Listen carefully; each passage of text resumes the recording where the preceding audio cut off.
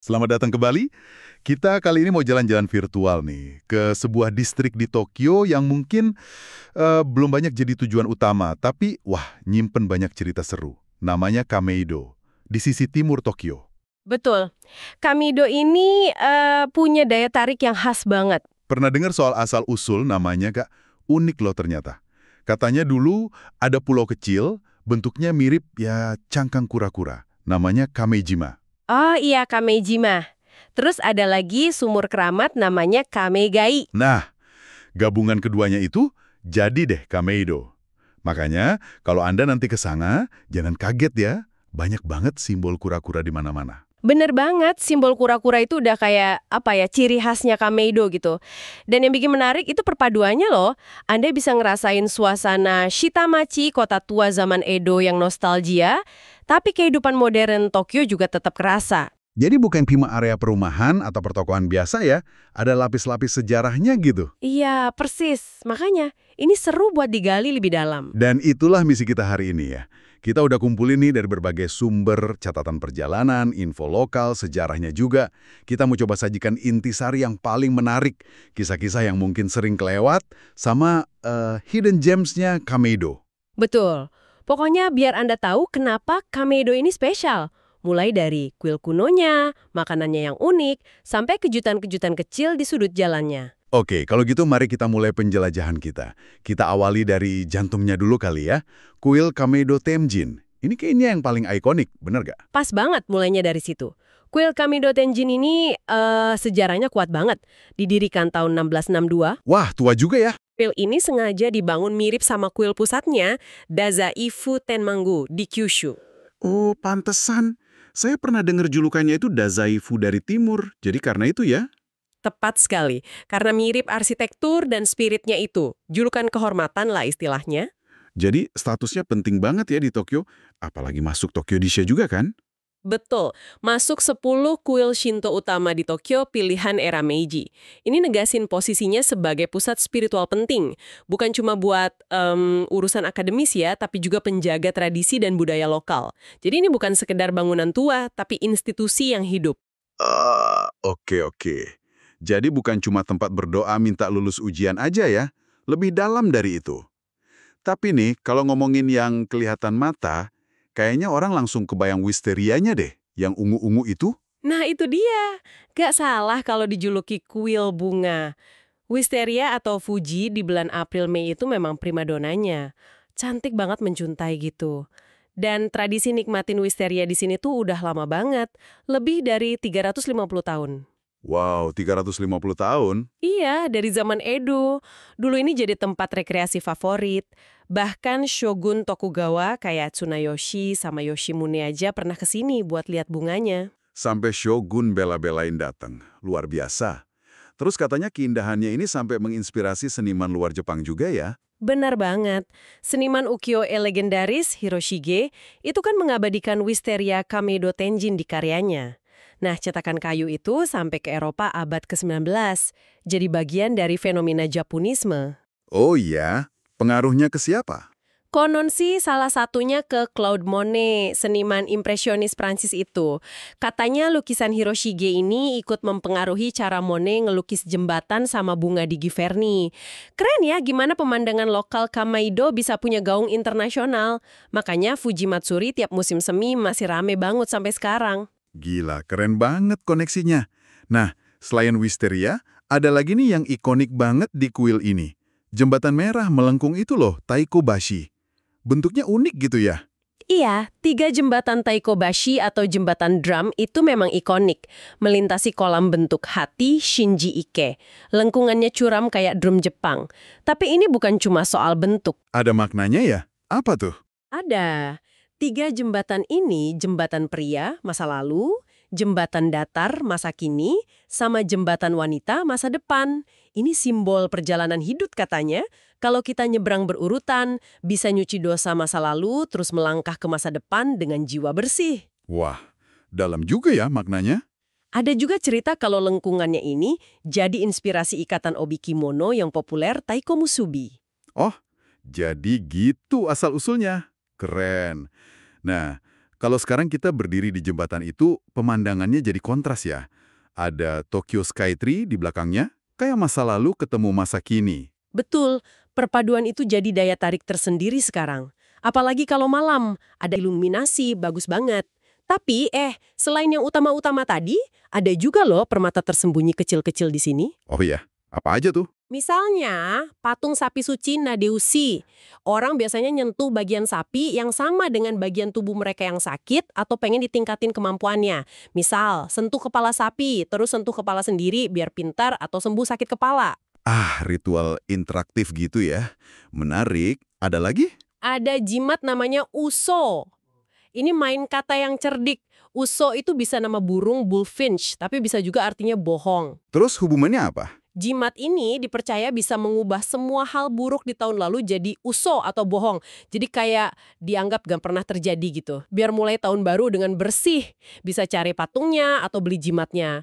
Terus agak ngumpet di belakang ada Oinusamama, patung anjing yang sering ditutupin gundukan garam sama warga lokal buat minta sembuh dari penyakit. Wah, unik ya tradisi garam itu menunjukkan sisi kepercayaan rakyat yang masih hidup banget. Oke, dari kuil Dewa Pelajar dan Wisteria, kita pindah yuk ke kuil penting lainnya, kuil Kamedo Katori. Ini katanya lebih tua lagi ya. Jauh lebih tua. Kuil Kamedo Katori ini berdiri tahun 665 Masehi. Pendirinya Fujiwara no Kamatari. Jadi ini salah satu kuil tertua di Kotoku. Reputasinya kuat sebagai kuil kemenangan. Kuil kemenangan. Kenapa gitu? Ada ceritanya? Ada legenda terkenal dari abad ke-10. Waktu ada pemberontakan Taira no Masakado, ada prajurit namanya Tawarano Tota Hidesato, dia ditugasi numpas pemberontakan itu. Sebelum perang, dia berdoa khusyuk di kuil Katori ini. Terus, menang. Menang gemilang. Sebagai ucapan terima kasih, Hidesato ini mempersembahkan busur sama panah yang dia pakai ke kuil. Panah itu terus dikenal sebagai Kachiya, panah kemenangan. Sejak itulah kuil Katori identik sama kemenangan. Pantesan jadi tujuan para atlet Jepang ya sekarang, buat minta restu menang gitu. Terus ada juga batu kemenangan katanya. Iya, Katsuishi, batu gede di area kuil, dipercaya bisa ngasih kekuatan sama energi kemenangan buat yang nyentuh. Selain itu, ada yang unik lagi, monumen lobak daikon gede banget. Monumen lobak? Serius? Serius, ini Kameido Daikon, lobak lokal khas sini yang terkenal dari zaman Meiji. Jadi ini pengingat warisan pertanian Kameido. Oh ya, dan sumur Kamegai yang asli, sumber nama Kameido juga ada di sini, udah direstorasi. Lengkap ya, dari legenda samurai sampai lobak. Selain berdoa sama lihat-lihat itu, ada pengalaman lain nggak di sekitar Katori Kachiun ini? Yang agak tersembunyi mungkin? Ada dong, tepat di samping kuil, ada distrik perbelanjaan Kameido Katori Kachiun. Jalanan kecil gitu, tapi bangunannya gaya retro era Showa. Asyik buat jalan-jalan santai foto-foto. Wah, kayak masuk lorong waktu ya. Mirip-mirip gitu. Terus di area kuilnya sendiri, kadang bisa foto pakai replika helm samurai, Kabuto. Dan, penting juga nih, kuil Katori ini salah satu titik ziarah 7 dewa keberuntungan Kameido. Ah, Shichifukujin Meguri itu ya, sempat disebut tadi. Itu gimana konsepnya? Itu tradisi ziarah ke kuil-kuil atau tempat suci 7 dewa keberuntungan. Tiap dewa kan bawa keberuntungan beda-beda. Rute di Kameido ini nyambungin beberapa tempat. Kuil Katori sendiri rumah buat 2 dewa. Ebisu, dewa nelayan dan bisnis, sama Daikoko, dewa kekayaan. Oh, jadi sekalian ya kalau ke Katori. Bisa dapat berkah kemenangan plus kekayaan juga. Mantap. Paham sekarang. Oke, setelah menyerap aura sejarah dan spiritual, kayaknya perut mulai bunyi nih. Kita pindah ke sisi lain Kameido yang gak kalah seru, kulinernya. Ini dia. Kameido ini surga kuliner tersembunyi, apalagi buat yang cari tempat otentik. Ada beberapa ikon yang wajib coba. Pertama, kita mampir ke kafe unik dekat stasiun, Coffee Dojo Samurai. Coffee Dojo Samurai, namanya aja udah unik. Kayak tempat latihan ngopi ya. Apa spesialnya? Bukan cuma namanya. Kafe ini udah ada dari 1978. Interiornya tuh loh, ada pajangan baju zirah samurai sama pedangnya. Tapi yang paling bikin inget itu kursi di counternya. Semuanya kursi goyang. Hah? Serius? Kursi goyang di counter kafe? Belum pernah denger? Iya, Bayangin aja Anda nikmatin kopi hand drip atau cold brew mereka yang enak sambil goyang-goyang santai dikelilingi atmosfer samurai. Beda banget kan pengalaman ngopinya? Unik banget sih itu. Oke, dari kopi kita ke yang manis dan legendaris. Funabashi. Ini toko Kuzumochi kan? Yang katanya tua banget itu? Betul sekali. Funabashi ini udah kayak institusi dari tahun 1805.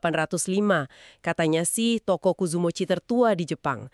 Dan Kuzumochinya ini bukan sembarangan. Dibuat dari pati gandum fermentasi alami selama, siap-siap ya, 450 hari. Apa?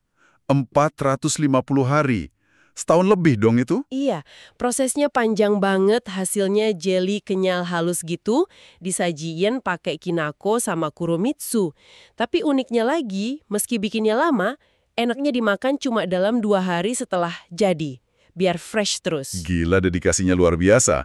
450 hari proses, tahannya 2 hari. Pantes aja sering antri ya. Nah, ngomongin ikon kuliner Kamedo, gak lengkap kalau gak bahas gyoza. Kamedo Gyoza ini udah kayak legenda juga. Banget.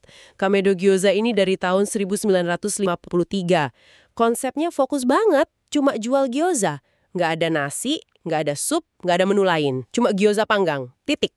Wah, cuma satu menu. Terus gimana pesennya? Minimal pesen 2 piring per orang. Sepiring isi 5. Nanti pelayannya bakal terus nambahin piring baru sampai kita bilang stok.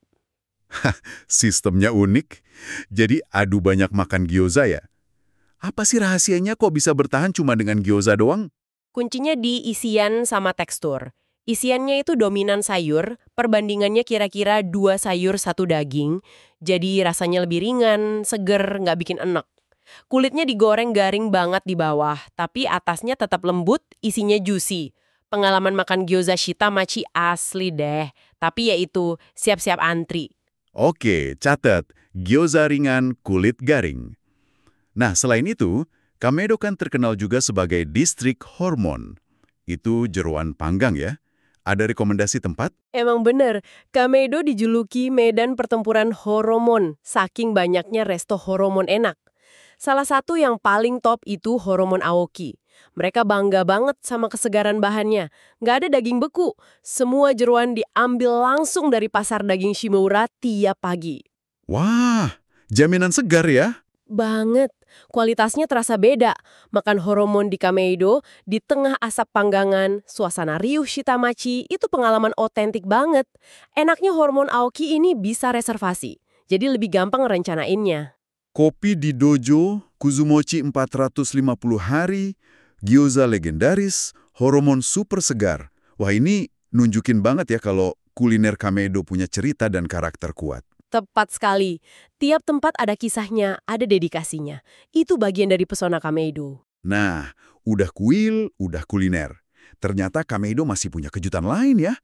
Ada penemuan ulik, sudut-sudut menarik yang nunjukin perpaduan tradisi sama kekhasan lokal. Tadi kita sempat bahas distrik perbelanjaan Katori Kachun ya. Iya, jalanan retro itu asyik buat jalan santai, nikmatin atmosfer Showa.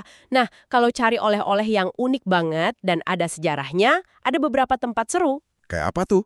Bukan gantungan kunci biasa kan? Jauh. Bayangin, Anda nemu toko yang jual waraji. Sandal jerami asli yang dulu dipakai samurai sama orang biasa zaman Edo. Bukan replika, tapi asli, dibuat pakai teknik tradisional.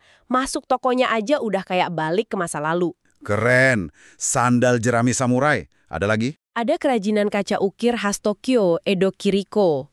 Kameido ini salah satu pusatnya. Kaca warna-warni dengan ukiran geometris yang presisi. Bisa dicari di beberapa toko, termasuk di Kameido Umeyashiki, atau kalau mau lihat yang lebih eksklusif, bisa ke studio pengrajinnya kayak Hanasho. Sandal samurai, kaca Edo Kiriko. Oleh-oleh yang beneran punya cerita nih. Tadi disebut Kameido Umeyashiki, itu semacam pusat kerajinan gitu? Kameido Umeyashiki itu tempat menarik. Bangunannya replika gaya Edo. Fungsinya 2, pusat informasi turis sama toko oleh-oleh lokal Kameido. Ada souvenir kura-kura, Edo Kiriko tadi, makanan khas, macam-macam. Nama Umeyashiki itu ada artinya? Ada. Umeyashiki artinya kediaman plum. Ini sebagai penghormatan buat taman plum legendaris dulu, namanya Geryubai, Paman Plum Naga Derbaring. Terkenal banget zaman Edo sampai dilukis Hiroshige. Sayang tamannya hilang kena banjir. Jadi Umeyashiki ini kayak jembatan ke warisan yang hilang itu. Wah, ada cerita sedihnya ya. Tapi jadi penghormatan yang bagus. Nah, selain yang bersejarah dan kerajinan, Kameido punya sisi yang agak aneh atau nyeleneh nggak sih? Yang bikin kita senyum gitu. Haha, pasti ada. Yang disebut Shinjuke, pemandangan aneh Kameido. Misalnya, jangan kaget kalau nemu toilet umum dekat stasiun JR Kameido bentuknya kayak roket. Toilet roket. Serius nih? Nggak nyangka. Ada lagi? Di taman bermainnya kadang agak perosotan atau mainan anak bentuknya agak aneh, gajah kepotong dua lah, kumbang proporsinya aneh lah. Hal-hal kecil gini justru nambahin karakter uniknya. Atau mungkin, kalau Anda jeli lihat dari peron stasiun JR, bisa nemu sepetak lahan kecil tempat Kameido Daikon masih ditanam. Sayuran Edo di tengah kota modern kan unik? Suka banget detail kayak gitu. Itu yang bikin tempat terasa hidup. Ngomong-ngomong soal modern, Kameido kan berkembang juga ya. Ada kompleks baru namanya Kameido Clock. Gimana tuh nyatunya sama suasana lama Kameido? Kameido Clock ini contoh bagus gimana Kameido coba seimbangin antara jaga warisan sama bangun yang baru. Dibangun di bekas pabrik jam Seiko sama bekas mall lokal Sun Street Kameido. Di dalamnya ada area makan Kameji Yokocho yang sengaja didesain gaya gang makan retro Showa. Oh, jadi nuansa lamanya tetap dipertahankan ya? Iya, berusaha gitu. Ada toko modern juga, kayak toko bir craft beer mah. Ada ruang komunitas Biasito buat interaksi warga lama dan baru. Jadi upayanya sadar banget biar pembangunan nggak tercerabut dari akarnya. Jadi dari kuil kuno sampai kompleks modern yang coba nangkep nuansa retro, Kameido ini bener-bener kayak perjalanan lintas waktu ya. Tepat sekali. Kalau dirangkum nih ya, Kameido itu perpaduan yang kaya banget. Ada sejarahnya yang dalam, dari asal nama, kuil kuno, jejak di seni ukiyo-e. Ada budayanya yang hidup, lewat festival, kuliner kayak kuzumochi dan gyoza, kerajinan Edo Kiriko. Dan semua itu ada kejutan-kejutan kecilnya. Toko sendal samurai, toilet roket, sampai Kameido Clock tadi. Tempat di mana kita bisa ngerasain lapisan waktu Tokyo, dari zaman Edo ke modernitas, cuma jalan beberapa blok aja. Sebuah distrik yang nawarin lebih dari sekedar pemandangan, tapi cerita dan pengalaman asli. Nah, sebagai penutup nih, ada satu ide terakhir gak buat pendengar kita yang mungkin jadi pengen nih menjelajahi Kameido sendiri? Mungkin ada dua ide ya. Pertama, kalau Anda suka pengalaman yang lebih dalam, sambil jalan kaki dan ada sisi spiritualnya, coba deh ikutin rute ziarah 7 Dewa Keberuntungan Kameido, Shichifukujin Megurito. Cara asik buat nemuin sudut-sudut tersembunyi sambil katanya sih ngumpulin berkah. Menarik tuh idenya. Yang kedua apa? Yang kedua lebih kayak main-main observasi. Ingat kan tadi kita bahas asal nama Kameido sama simbol kura-kura. Nah, pas Anda ke sana, coba bikin perburuan kecil. Hitung berapa banyak motif kura-kura kame yang bisa Anda temuin. Di penutup selokan, atap kuil, hiasan toko, nama jalan, mungkin di makanan.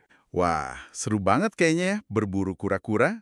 Iya, cara interaktif buat lihat Kameido lebih jeli, perhatikan detail kecil dan nyambung sama identitas unik tempat ini. Saya suka ide perburuan kura-kura itu. Pasti bikin jalan-jalan jadi lebih seru. Oke deh, terima kasih banyak ya udah nemenin kita ngobrolin Kameido sedalam ini. Semoga obrolan kita ini kasih Anda banyak inspirasi buat mampir ke sudut Tokyo yang penuh pesona ini. Sampai jumpa di penjelajahan kita berikutnya.